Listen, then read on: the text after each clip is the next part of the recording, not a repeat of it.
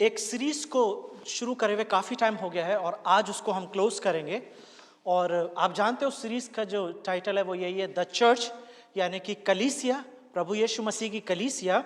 और उसके हमने बहुत सारे एस्पेक्ट्स, बहुत सारे एंगल्स देखे थे कि चर्च को कैसे मैनेज किया जा सकता है, चर्च का फाउंडेशन क्या है, चर्च का मैसेज क्या होना चाहिए, चर्च की अथॉरिटी क्या है, चर्च का अश्योरेंस क्या है, और बहुत सारी ऐसी बातों को देखा था। और आज जो है इसका 10वां मैसेज है।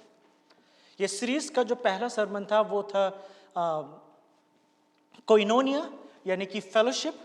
और वहां पे मैंने ये टाइटल दिया था कि फेलोशिप जो है उसका एक मेन रीजन है कलीसिया का। The church always looks for the fellowship, जहां पे बिलीवर्स एक साथ मिलके संगति करते हैं। And that was the introductory sermon in this series. और आज जो है इस सीरीज का जो आखिरी सरमन है, इस श्रृंखला का जो आखिरी सरमन है, जिसको टाइटल मैंने दिया है द टीचिंग, यानी कि शिक्षा। क्यों इसके बारे में बात करना जरूरी है? क्योंकि यीशु मसीह ने कलीसिया के विषय में ये बोला है कि टीचिंग को ध्यान रखना जरूरी है। और मैं आपको एक चीज बताऊं, काफी समय से, क्योंकि मैं टीचिंग लाइन में रहा हूं, मैं बहुत सारे पास्टर्स को ट्रेन कर चुका हूं इंडिया के अंदर, और टीचिंग मेरा मेन प्रोफेशन रहा है जहाँ पे मैंने पास्टर्स को और लीडर्स को ट्रेन करा है। तो एक चीज़ मैंने इंडिया में भी देखी थी और आज जब मैं अमेरिका में हूँ तो यहाँ पे भी मैं देख रहा हूँ, और वो ये है कि हमारे लोगों में टीचिंग का बहुत अभाव है। बहुत एक्साइटमेंट के साथ, बहुत जोश के साथ और ऊंची आवाज में बहुत कुछ प्रीच तो किया जाता है, बहुत कुछ बोला तो जाता है पुलपिट से, लेकिन क्या वास्तविकता में वो एक सही प्रीचिंग हो रही होती है? अगर आप बाइबल नहीं जानते हैं तो मैं आपको बताऊं, आप उन सारी प्रीचिंग्स को ऊपर तालियां बजाओगे। अगर आप बाइबल को नहीं जानते हो तो जो कुछ कान से सुना जा रहा है उसको आप एप्रिशिएट करोगे। ताली बजा के एप्रिशिएट कर सकते हैं, खड़े होके एप्रिशिएट कर सकते हैं, बीच में बोल बोल के एप्रिशिएट कर सकते हैं।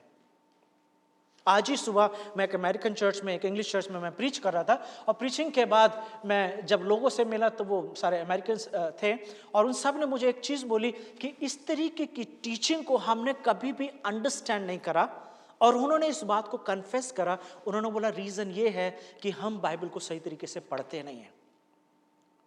एक ट्रेडिशनल माइंडसेट है बाइबल को समझने का। जो कुछ अभी तक सुनते आ रहे हैं उसी को सुन सुन के, क्योंकि एक माइंडसेट बन गया, we are many a time the church people are bias.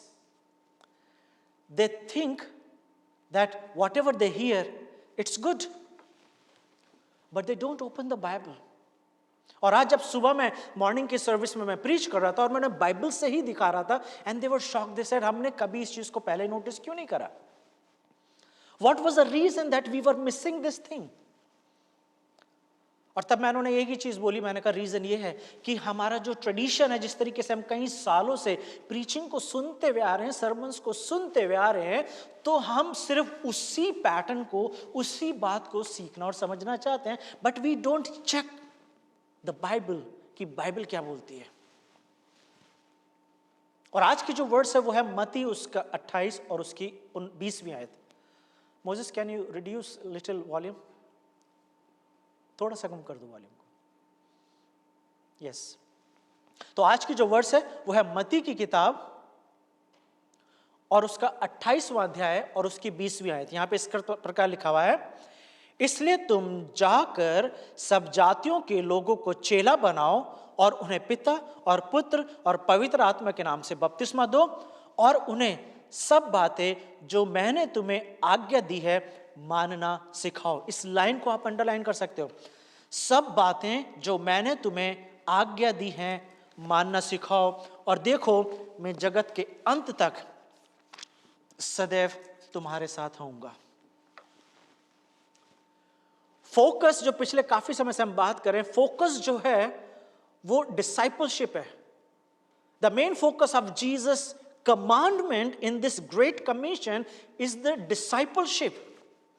But Jesus gave two aspects or three aspects of the discipleship. Number one, you have to proclaim the gospel for discipleship.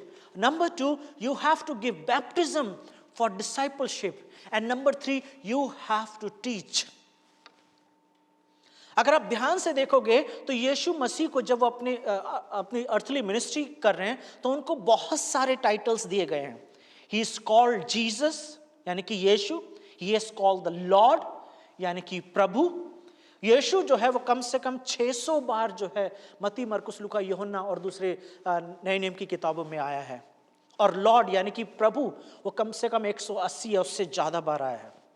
और एक और title है जो यीशु मसीह को दिया गया, वो है सन ऑफ मैन, मनुष्य का पुत्र, जो कम से कम 70 से 80 बार नए नियम की किताबों में आया है. लेकिन इन सारे टाइटल्स को अगर एक बकेट में रख दें और अगर हमें यह देखना हो कि और कोई टाइटल है जो यीशु मसीह को दिया गया है मत्ती, मरकुस, लूका, यूहन्ना में या दूसरी किताबों में नए नियम की, तो अब वहां पर आप देखोगे the word teacher. Teacher was the most important title that was given to Jesus Christ. हे रब्बी या हे गुरु, हिंदी में होगा हे शिक्षक. Teacher is one of the important topic with important title that was given to Jesus Christ. अब फिर से जब आप मत्ती, मरकुस, यूहन्ना, लूका, यूहन्ना पढ़ेंगे तो आप वहां पे इस बात को देखेंगे. क्यों यीशु मसीह को टीचर या हे गुरु का जो है गुरु का उनको टाइटल दिया गया है? उसका रीजन ये है कि आप जब इन सिनॉप्टिक गॉस्पेल को या जॉन के सुसमाचार को जब आप पढ़ते हैं तो वहां पर आप यीशु मसीह को शिक्षा देते हुए आप देख रहे हो.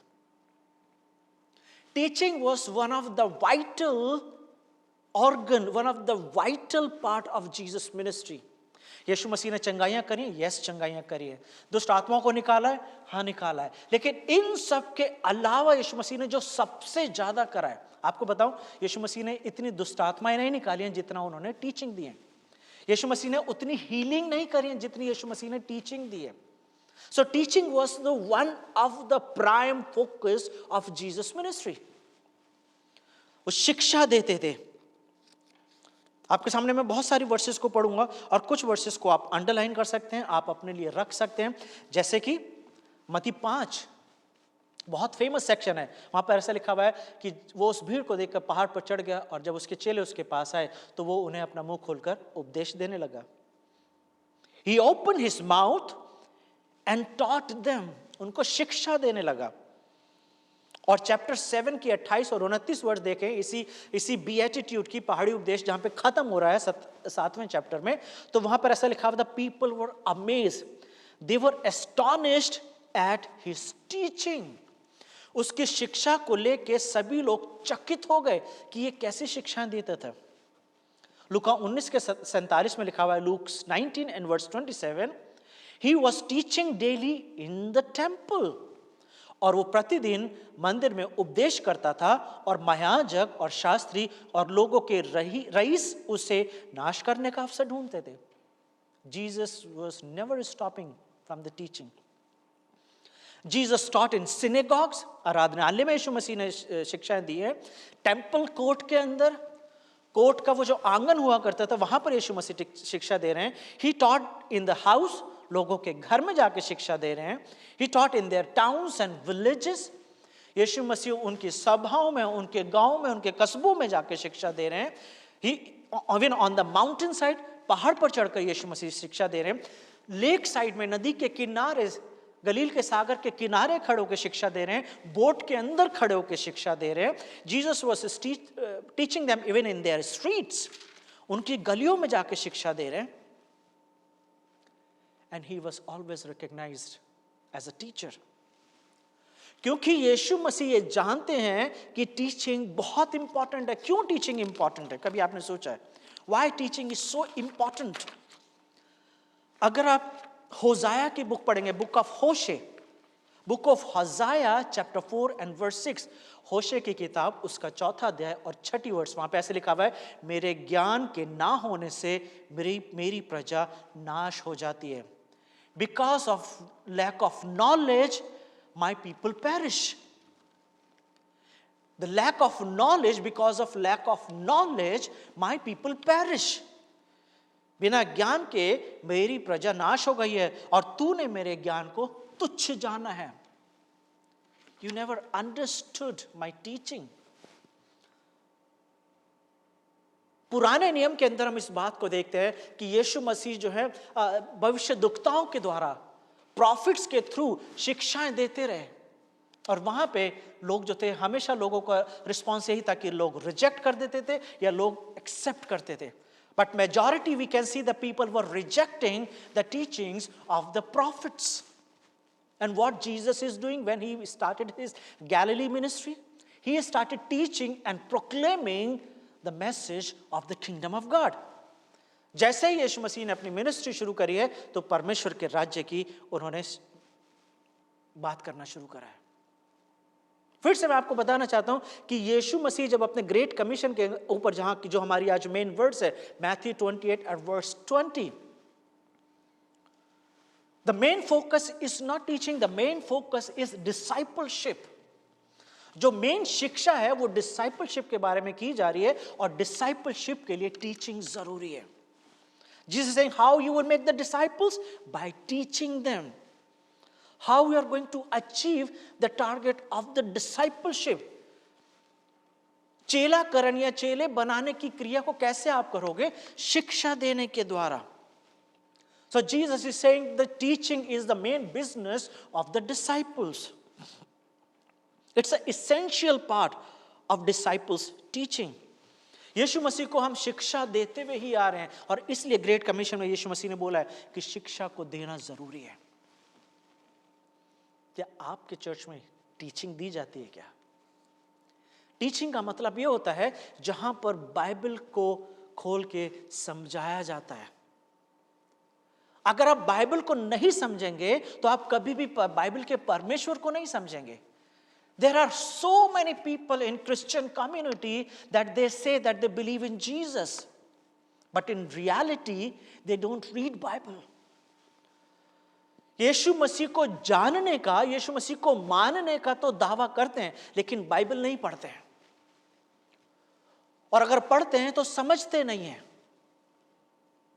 और आप देखोगे कि जब चर्चेस की शुरुआत हुई है, when the churches started coming into existence in the book of Acts, आप उस चीज को देखेंगे कि टीचिंग कितना इंपॉर्टेंट था. बुक ऑफ एक्ट्स, प्रेरितों के काम की किताब की अगर आप स्टडी करेंगे तो एक शब्द जो बार बार आ रहा है और वो है शिक्षा का पाया जाना.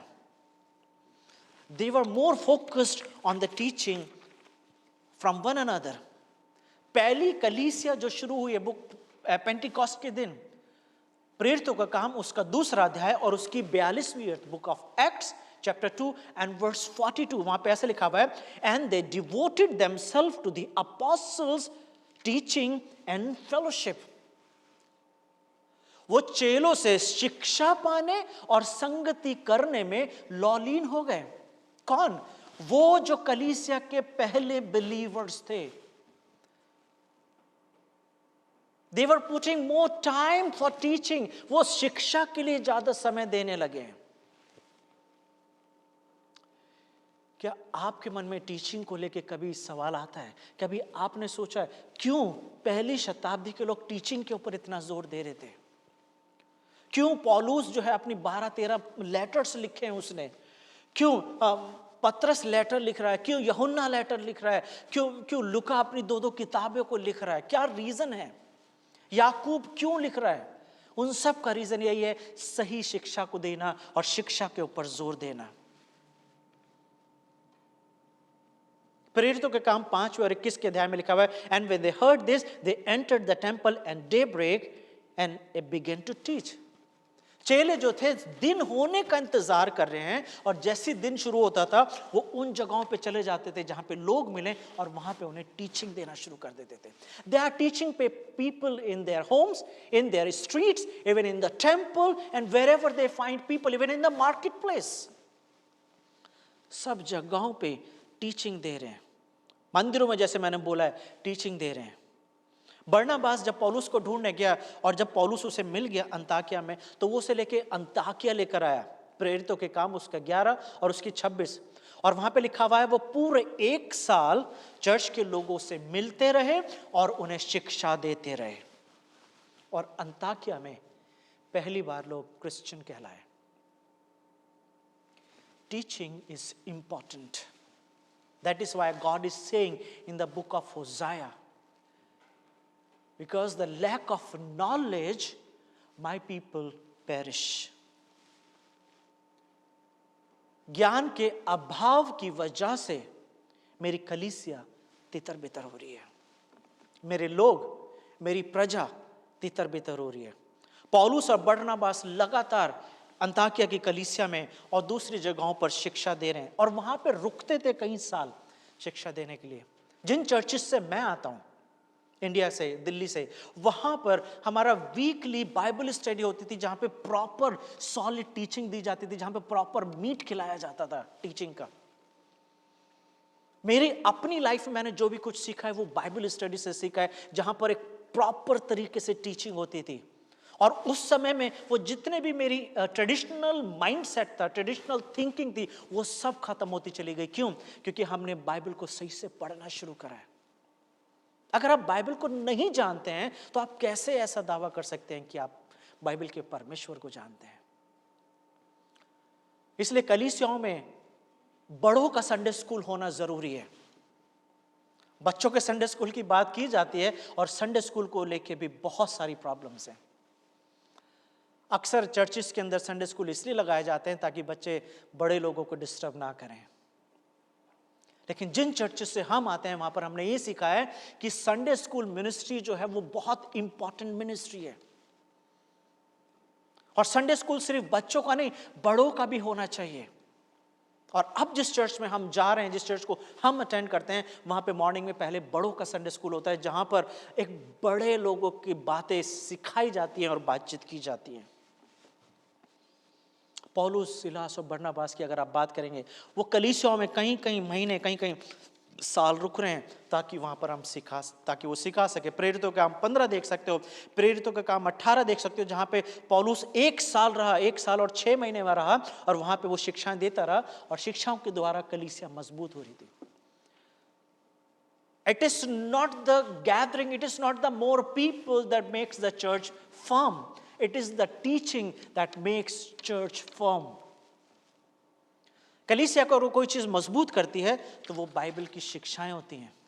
चीखना, चिल्लाना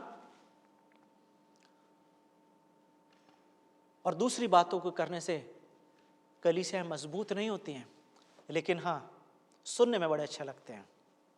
मुशायरे सुने आपने कभी? मुशायरे क्या होते हैं? मुशायरे वो होते हैं जहां पर एक जना आता है, शेर व शायरी बोलता है, और सारे लोग तालियां बजाते हैं, खुश होते हैं और बोलते हैं वाह वाह वाह वाह वाह वाह, क्या बात कही, क्या शेर बोला है।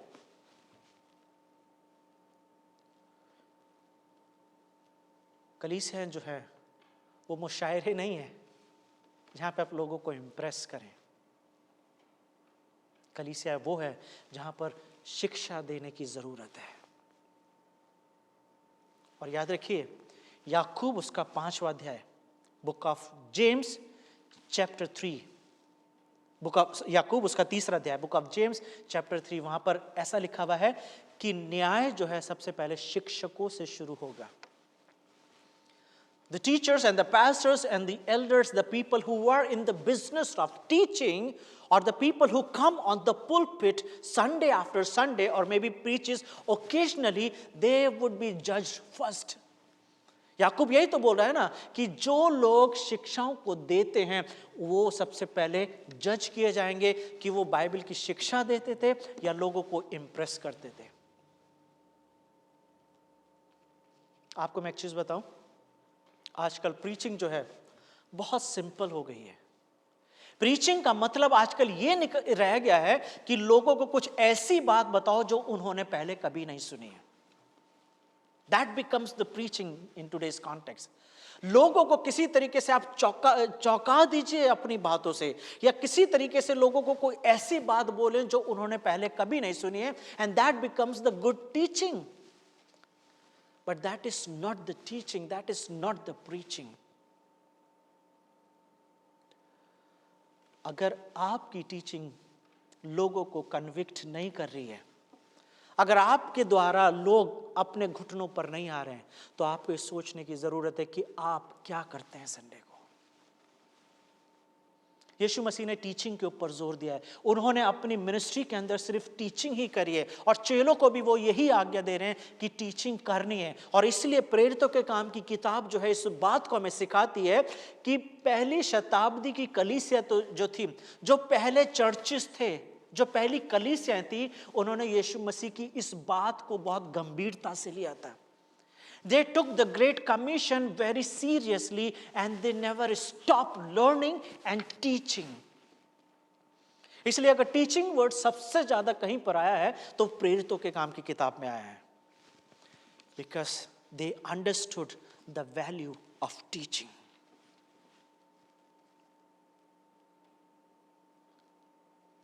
पौलुस जहां पे भी कलीसियां स्थापित कर रहा है, वहां पे कई सालों तक रुकता था, कई बार 1 साल, कई बार 2 साल, कई बार 3 साल रुक के वहां पे लोगों को सिखा रहा है। He is training them. क्यों ट्रेनिंग दे रहा है, क्यों वो सिखा रहा है? क्योंकि उसे पता है ग्रेट कमीशन में ये बोला गया है। अब सवाल ये आता है कि शिक्षा दे कौन सकता है? क्या टीचिंग करना सिर्फ एक पास्टर की रिस्पॉन्सिबिलिटी है, या जिसको पास्टर टाइटल मिल गया है क्या वो ही टीचिंग देगा? Yes, it is there primary responsibility. सबसे पहली मिनिस्ट्री एक पास्टर की जो है वो है टीचिंग की, जो हर एक पास्टर को करना जरूरी है। Every pastor should know how to teach. लेकिन सिर्फ ये पास्टर की रिस्पॉन्सिबिलिटी नहीं है। ग्रेट कमीशन जो है सिर्फ पास्टर्स के लिए नहीं है, कलीसियाओं में हर एक जन की यह जिम्मेदारी है कि वो एक दूसरे को सिखाएं। The congregation cannot say it is not my gift और I don't know how to teach, क्योंकि ऐसा हो नहीं सकता कि आप सीख रहे हो और आप सिखाओ ना। ऐसा तभी मुमकिन होता है, ऐसा तभी होता है जब लोग सीखते नहीं हैं। If you are listening today and if you think about your life, are you teaching somebody? And if you are not teaching, then you have to ask question, are you learning something from the Bible every Sunday? या रोज जब आप Bible पढ़ते हो, क्या आप कुछ सीख रहे हो? क्योंकि अगर आप कुछ सीख रहे हो तो ये आपकी रिस्पॉन्सिबिलिटी बन जाती है, ये आपकी जिम्मेदारी बन जाती है कि आप दूसरों को सिखाएं। ग्रेट कमीशन में यही तो बोला गया है। लेकिन हमारे कलीसियाओं में 2 तरीके के लोग पाए जाते हैं। एक वो लोग जिनको टीचिंग का वरदान है, जिनको टीचिंग का वरदान है, जब वो बाइबल को खोल के उसका प्रीचिंग करते हैं, उसको सिखाते हैं, तो उसका इंपैक्ट बहुत फर्क आता है। So yes, there is a gift of teaching, so not everybody has been given the gift of teaching. लेकिन उसका मतलब ये नहीं है कि अगर आपके पास टीचिंग का वरदान नहीं है तो आप टीचिंग ही ना करें। प्रभु के काम करने के लिए वरदानों की जरूरत नहीं है, काम करने की जरूरत है। यीशु मसीह ने जब चेले चुने तो पहले उन्हें वरदान नहीं दे दिया कि these are the gifts that I give you, so enjoy and do the ministry. Ministry करना जरूरी है, और जब लोग मिनिस्ट्री करते हैं, सेवकाई करते हैं, तो परमेश्वर उन्हें वरदान देना शुरू हो जाते हैं। And then God start giving them the gifts. तो अगर आप ऐसे व्यक्ति हैं जो आज का सरमन सुन रहे हैं और आप ये कह रहे हैं कि मेरे पास गिफ्ट टीचिंग का वरदान नहीं है, तो मैं आपको बताना चाहता हूं, एनकरेज करना चाहता हूं, you don't have to wait to have the gift of teaching. जो कुछ आपको आता है, अगर उतना आप दूसरों को सिखाएंगे, तो जैसे आपके जीवन में काम हो रहा है, वैसा दूसरे के जीवन में भी काम होगा। हमें अपनी कलीसियाओं में इस तरीके के पैटर्न को शुरू करना है जहां पे टीचिंग का माहौल बन जाए। इसलिए पौलुस बोल रहा है कि एल्डर्स वो होने चाहिए जो टीचिंग दे सकें। कलीसियाओं में एल्डर्स तो चुने जाते हैं, लेकिन उन्हें शिक्षाएं देना नहीं आता है। क्या आप ऐसी कलीसिया में जाते हैं जहां पर आप उन एल्डर्स को जानते हो जो आपके चर्च के हैं, लेकिन कभी भी आपने उन्हें टीचिंग देते हुए नहीं देखा है? पौलुस क्या बोला? What is the qualification of a elder? उसको शिक्षा देना आना चाहिए। Again, teaching is important when you choose the elders.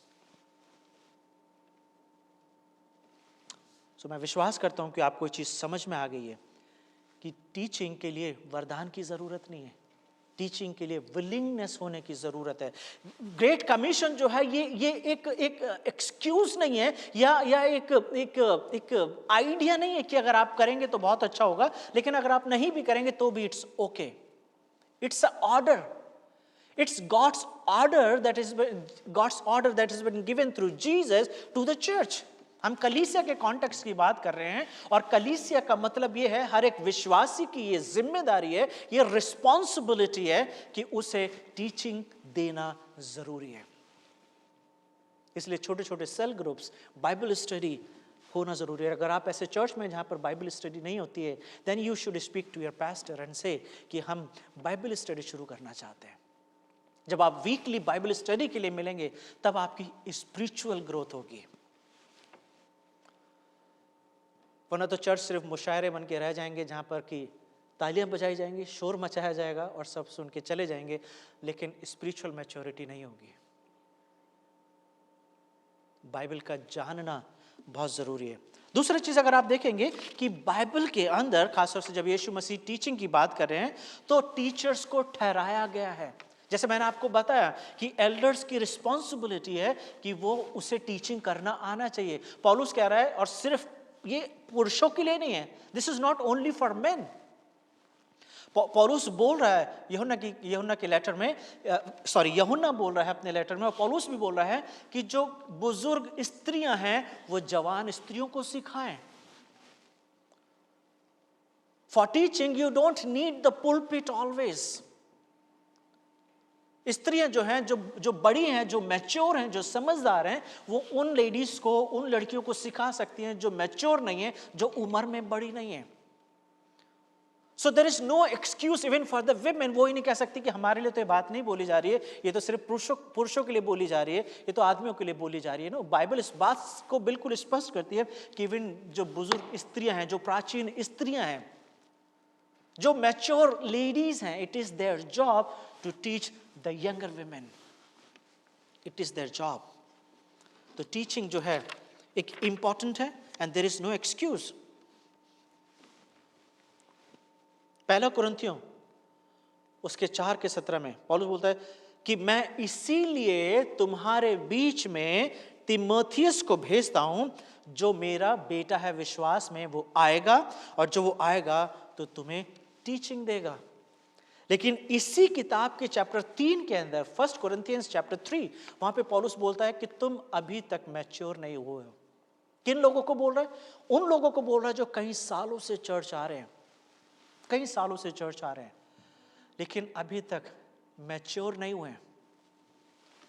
अभी भी चर्च उनके लिए मुशायरे हैं कि जहां पर तालियां बजाई जाती हैं, शोर मचाया जाता है, लेकिन अभी तक उस लेवल पे नहीं आए कि एक दूसरे को सिखा सके। पौलुस बोला तुम अभी तक दूध पीते बच्चे हो। तो कह रहा मैं तुम्हें मीट खिला ही नहीं सकता, because you don't know how to eat meat, because you are still drinking milk, you are just a babe, infants. और वहां पे वो डांट लगा रहा है कलीसिया को, जो बोल रहा है कि तुम्हें अब तक तो मैच्योर हो जाना चाहिए था। तुम में से अब तक तो बहुत सारे लोगों को टीचर हो जाना चाहिए था। पौलुस ये बोल रहा है you all would have become the teacher. वो उसका मतलब ये नहीं बोल रहा कि सबको टीचिंग का गिफ्ट मिल जाए, बट वो ये बोल रहा है कि टीचिंग कितनी इंपॉर्टेंट है। कोरिन्थ के चर्च को ये अंडरस्टैंड करना है, लेकिन वो इस बात को अंडरस्टैंड नहीं कर रहे हैं। Maybe they are enjoying the church fellowship. Maybe they are enjoying the food. Maybe they are enjoying everything, but in reality they are still babes. वो अभी तक बच्चे ही हैं। और पौलुस कह रहा है तुम्हें अब तक बड़े हो जाना चाहिए था, लेकिन अभी भी तुम वैसे के वैसे ही हो। पौलुस गलातियों के 6:6 में लिख रहा है Let the one who is taught the word share all good things with the one who teaches. एक दूसरे को शिक्षा देना जरूरी है, चर्च को एक दूसरे को सिखाना जरूरी है, बढ़ाना जरूरी है, तभी कलीसिया की उन्नति होगी। कोलोसियों 3 और उसका 16 ये हमारे चर्च की इंडिया में जो अर्बन लाइफ फेलोशिप है और अमेरिका में जो मेट्रोपॉलिटन बाइबल फेलोशिप है, इन दोनों कलीसियाओं, क्योंकि दोनों कलीसियाएं सेम है। हमारी जो थीम है हमारे चर्च की, वो थीम यही है, कुलुस्सियों 3:16। यहाँ पर इस प्रकार से लिखा हुआ है, मसीह के वचन को अपने हृदय में अधिकाई से बसने दो और सिद्ध ज्ञान सहित एक दूसरे को सिखाओ। जब मैंने अपना चर्च शुरू करा था इंडिया में और यहाँ पे भी, तो मेरा फोकस टीचिंग ही है। और इसलिए मैंने वर्ष चुनी थी जहां पे लिखा हुआ है, सिद्ध ज्ञान सहित एक दूसरे को सिखाओ और चिताओ और अपने अपने मन में अनुग्रह के साथ परमेश्वर के लिए भजन और स्तुति गान और आत्मिक गीत गाओ। यहां पे ऐसे लिखा हुआ, let the word of Christ dwell in you richly, teaching and admonishing one another in all wisdom, singing psalms and hymns and spiritual songs with thankfulness in your heart to God. दूसरा तिमोथियस 3:16 और 17, जहां कहीं मैंने पढ़ा है, मैंने हमेशा लोगों को बोला है, पास्टर्स को बोला है, चर्च के लोगों को बोला है कि ये वर्ड्स याद करनी चाहिए। दूसरा तिमोथियस 3:16, यहाँ पर ऐसा लिखा हुआ है, संपूर्ण पवित्र शास्त्र परमेश्वर की प्रेरणा से रचा गया है। और क्यों रचा गया है? उपदेश देने के लिए, समझाने के लिए, सुधारने के लिए और धर्म की शिक्षाओं के लिए लाभदायक है, ताकि परमेश्वर का जन सिद्ध बने। कब बनेगा सिद्ध? जब उसको सही टीचिंग दी जाएगी। कब बनेगा परमेश्वर का जन सिद्ध? जब उसे सही शिक्षा दी जाएगी। तो जितने भी टीचर्स हैं, जितने भी लीडर्स हैं, ये जिनको ऐसा लगता है कि उन्हें ये मौका मिलता है कि कभी ना कभी सिखाएं, हमेशा अपने आप से आप सवाल पूछिए, आज आप क्या सिखाने जा रहे हैं अपने लोगों को? मैं इंडिया में जब पढ़ाता था और जब मैं प्रीचिंग करना सिखाता था, तो मैं उनसे हमेशा पूछता था कि आपके पास अगर इस प्रश्न का उत्तर है तो इसका मतलब आपका सर्मन तैयार है। और प्रश्न ये है कि what you are going to ask your people to do, what you are going to teach your people, what they are going to take from your sermon. आपके सर्मन से, आज की टीचिंग से आप क्या चाहते हो कि वो लेकर जाए? और वो आपका आइडिया नहीं होना चाहिए, वो बाइबल का आइडिया होना चाहिए। आप क्या चाहते हो कि बाइबल के वो सीखें? पौलुस यहां पर तिमोथियस को लिख रहा है that all scripture is breathed out by the God and profitable for teaching. Number 1, for teaching, for reproof, that means सुधारने के लिए, for correction, समझाने के लिए, and for training in righteousness. So teaching and training in righteousness. So Jesus said that, Paul said that, Peter said that, even John said that. Everybody is saying that teaching is the way of righteousness. शिक्षा के द्वारा सुधार आता है, शिक्षा के द्वारा धार्मिकता की बातें आती हैं और इंसान जो है, कलीसिया के लोग जो हैं, वो सिद्ध होते चले जाते हैं। इंप्रेस नहीं करना है प्रीचिंग से, सिखाना जरूरी है। जब टीचर क्लास में पढ़ाती है तो वो बच्चों को इंप्रेस नहीं करती है कि वो जब ये सिखा देती है कि 2 और 2 4 होता है तो बच्चे इंप्रेस हो जाए, वाह हमें तो ये चीज पता ही नहीं थी, हमने सीख लिया, वाह। नो, वो बच्चों को सिखाती है ताकि बच्चे ट्रेंड हो सकें, मैच्योर हो सकें और वो अच्छे से मैथ्स करना सीख सकें। She doesn't stand to impress people, but she stands to teach people. And Jesus was called the teacher. यीशु मसीह को शिक्षक बोला गया है, टीचर बोला गया है, इसलिए यीशु मसीह जहां कहीं खड़े हो रहे हैं वो शिक्षा दे रहे हैं। He is teaching people. तभी यीशु मसीह ने जब चेलों से मुड़ के बोला कि तुम भी जाना चाहते हो तो चले जाओ, तो पतरस ने वहां पे बोला कि कहां जाएं? अनंत जीवन की बातें तो तेरे पास है। So Peter is saying, we are learning from you, Jesus. So why we will leave you? You are teaching us how to live a better life. You are teaching us how to glorify God. So why we will leave you? हम तुझे क्यों छोड़ दें?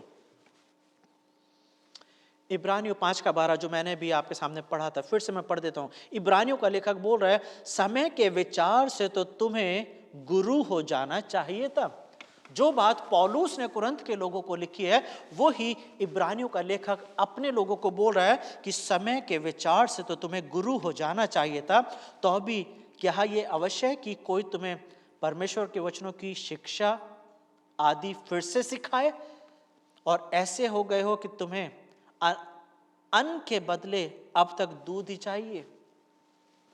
क्योंकि दूध पीने वाले बच्चे को तो धर्म के वचन की पहचान नहीं होती, क्योंकि वो बालक है।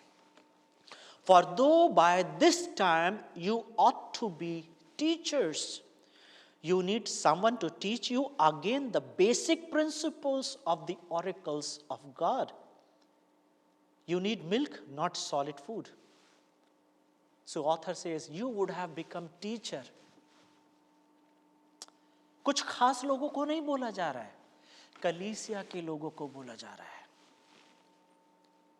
इंडिया में जिस चर्च से मैं आता हूं, मैं बार बार एग्जाम्पल देता हूं अपने चर्च का, क्योंकि जिस तरीके की पैटर्न मैंने वहां पे शुरू करा था, हर एक जन प्रीच कर सकता है, हर एक जन सिखा सकता है और अच्छी टीचिंग दे सकता है, घुमा फिरा के नहीं, मुशायरे नहीं जहां पे तालियां बजाई जाती हैं, उस तरीके से नहीं जहां पे लोगों को इंप्रेस किया जाता है, लेकिन वो शिक्षाएं जिसके देने के द्वारा आत्मिक उन्नति हो रही है। 30 मिनट 40 मिनट होते हैं एक पास्टर के पास, एक लीडर के पास, उस 30-40 मिनट का वो कैसे इस्तेमाल करता है, ये इंपॉर्टेंट है। और आप जैसे भी उस 30-40 मिनट 50 मिनट को इस्तेमाल करते हो, you are accountable to God, because you are going to stand in front of God. Last verse आज की याकूब उसका 3:1, वहां पर इसलिए लिखा हुआ है, not many of you should become teachers my brothers, for you know that we who teach will be judged with greater strictness. मेरे भाइयों, तुम में से बहुत उपदेशक ना बने, क्योंकि जानते हो कि हम उपदेशक और भी दोषी ठहरेंगे। क्योंकि हम स्ट्रिक्टली जज किए जाएंगे इसलिए हम टीचर ना बने, क्या ये एक्सक्यूज हो सकता है? ग्रेट कमीशन में कोई भी एक्सक्यूज नहीं है। Great commission is a order, it's a commandment. I have taken this commandment seriously. मैंने मत्ती 28:20 को बहुत सीरियसली लिया है। क्या आपने मत्ती 28:20 को सीरियसली लिया है? क्या ऑप्शन नहीं है उसके अंदर कि अगर आप चाहो तो चेले बना सकते हो, आप चाहो तो आप शिक्षा दे सकते हो। फिर से मैं आपको बताना चाहता हूं, शिक्षा के लिए गिफ्ट की, आत्मिक वरदान की जरूरत नहीं है, परमेश्वर से प्यार करना जरूरी है।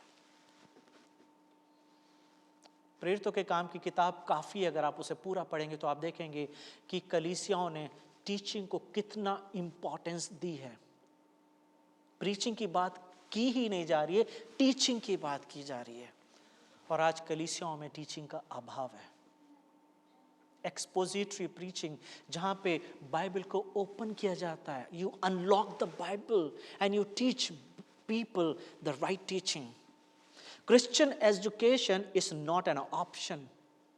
खास तौर से मत्ती 28:20, it is an order. Teaching is a life, it is a Christian life. ये कुछ ऐसी चीज नहीं है जिसे करना बहुत अच्छा होता है, लेकिन teaching is something that it is necessary to have in the churches. कलीसियाओं में टीचिंग होना कंपल्सरी है।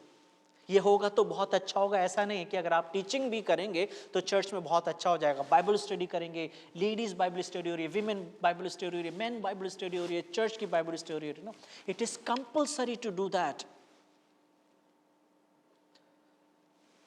Teaching is not part of the church. Teaching is not part of the church, teaching is the work of the church. दोनों बातों में अंतर है। शिक्षा जो है कलीसिया का हिस्सा नहीं है। शिक्षा जो है कलीसिया का काम है। अगर आप टीचिंग इन्वॉल्व करेंगे तो ऐसा नहीं कि आप ये बोलेंगे हमारा चर्च शिक्षा भी देता है।